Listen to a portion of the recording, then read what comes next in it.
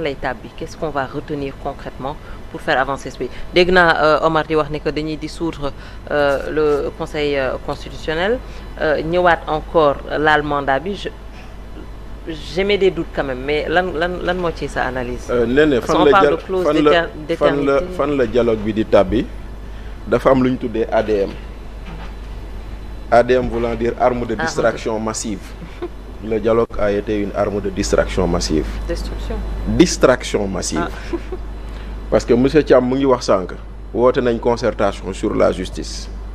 1 an après, quelle est la réforme qui est sortie de la concertation bu ñu defoon sur la justice? 1 an après. gisoo ci benn.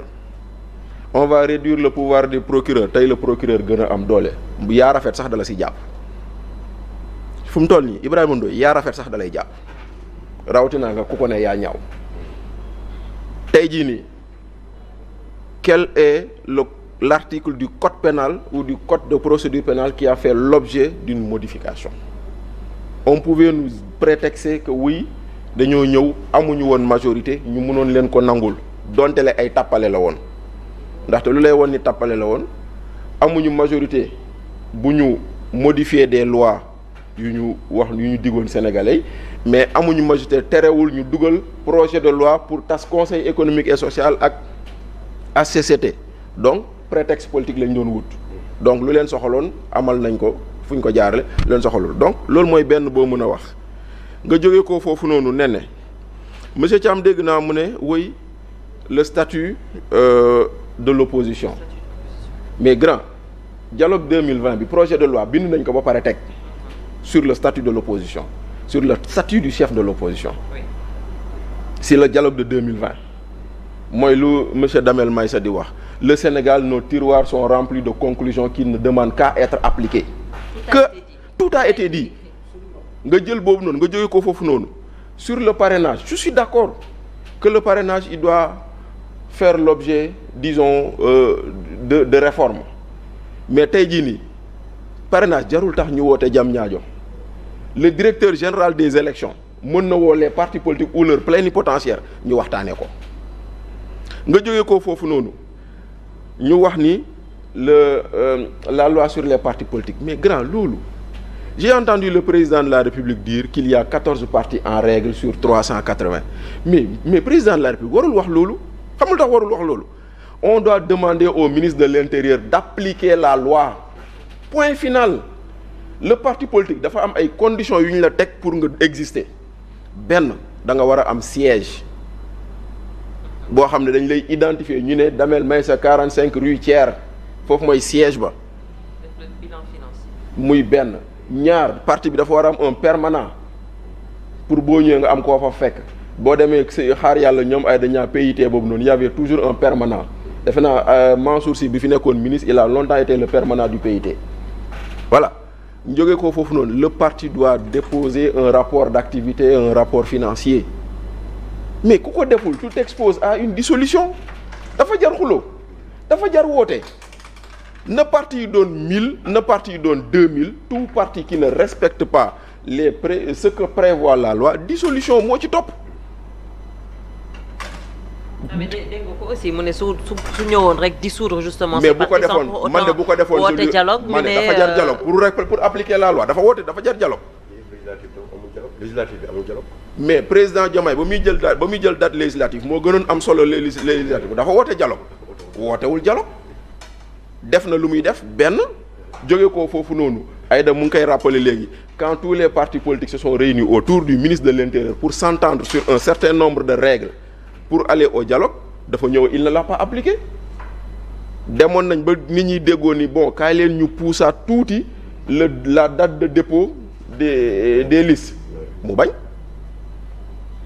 kon tey jii nii président Diomaye ne nous donne aucune garantie que luy génnee ci dialogue bi dina ko appliquer te d'ailleurs il l'a dit ndaxte am na ñoo xam ne Cheikh Gueye moo leen recevoir comme facilitateur di waxtaan ak ñoom ñooñu posé ko question a-t-on une garantie que buñ fi jógee lu fi génne président dina ko appliquer Cheikh Gueye mu ne le président ne m'a pas donné cette garantie président ne m'a pas dit que lépp lu fa génne dinaa ko kii kon nag léegi pourquoi aller dans une rencontre où yow yaa ngi waxtaanee lépp loo xam ne jotoon nañ ko fi waxtaanee ba tëral ba tënk muy benn pourquoi aller dans un dialogue où le facilitateur bu jegewul Pastef bokk na Pastef ah oui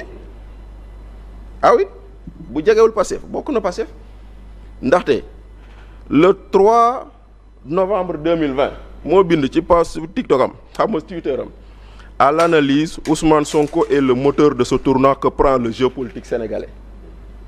Un facilitateur, quand tu deviens partisan, on doit s'interroger sur ce facilitateur.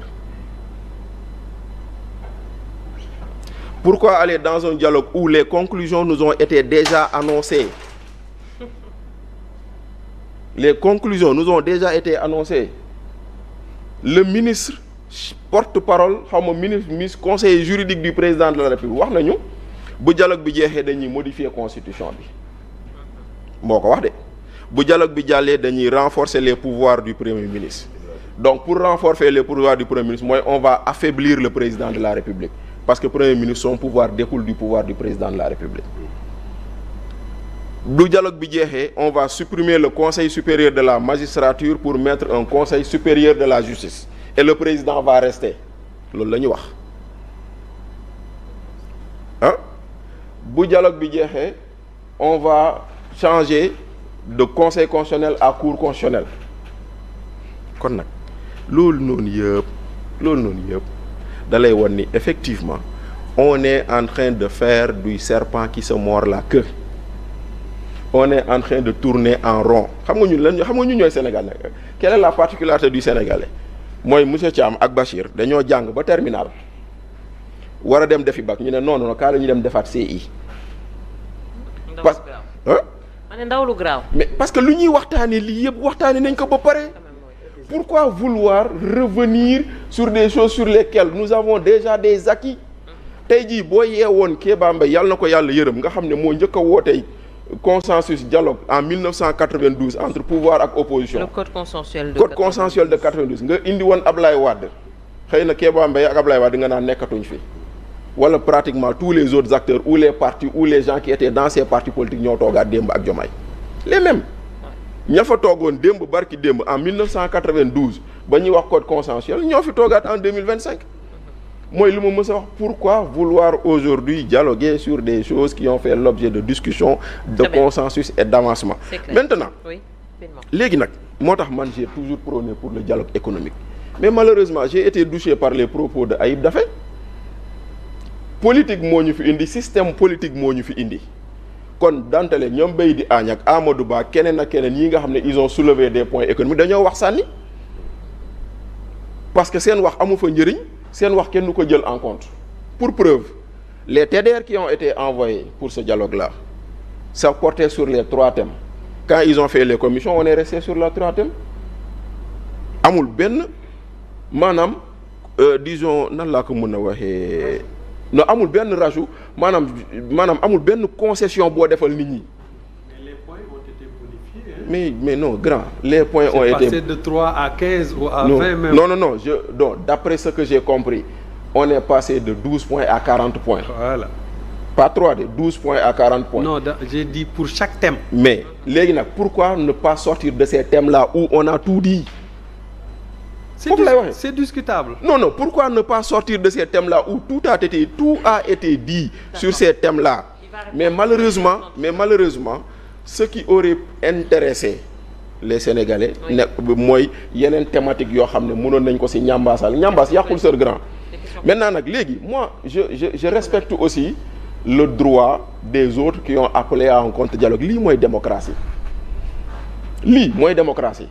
ñii ne lii laa d'accord ñii ne lii laay def c'est-à-dire boo woote woon sommet de Davos sax da nga gis ñu woote contre sommet de Davos le sommet des mondialistes le sommet des altermondialistes mu sa ñàkk ñoom ay dañaa ñii ba ñuy nekk taxawu Ndakaar saa yu Macky Sall woote woon à la date du dialogue ñoom ñu woote meeting seen droit la tamit on ne peut pas refuser à quelqu'un son droit on ne peut pas dire ñii dem fële ñoo am dëgg ñii amuñu dëgg c'est pas là n'est pas la question mais quand même lu ñu waroon waxtaanee dans le dialogue bi nga xam ne président de la République toog na fa keneen toog na fa c'est des choses qui ont fait l'objet de discussion ba ñu tëral ko maintenant nag je salue la posture républicaine de Moustapha Niasse ndaxte jox nañ ko kàddu pour mu wax mu ne président maa ngi lay ñaan autorisation ma toog fi ma toog wax ndaxte sama wér-gu-yaram mayu ma may taxaw di wax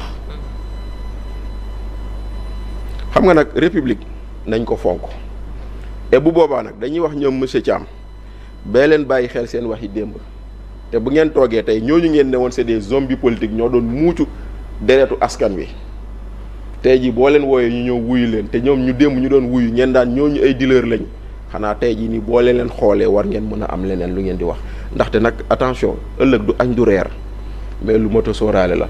et bu boobaa lu monsieur Damel Fall di wax mooy am solo mooy sénégalais yi moytu leen ñu jéppi leen ndaxte propos yu ngeen wax ngeen tenir ko te ngeen xool par exemple li ngeen def mu woroo ak la ngeen diggee woon bu boobaa nag sénégalais yi on redevient là à qui faire confiance. Quel politicien faire confiance. malheureusement justement ñoom revenir nañu en tout cas ci peut-être pertinence su dialogue boobu jàpp nañ ne que liñ fa waroon waxtaanee yëpp tënk nañ ko dégg nga Omar Faye ak Bachir soo déggee.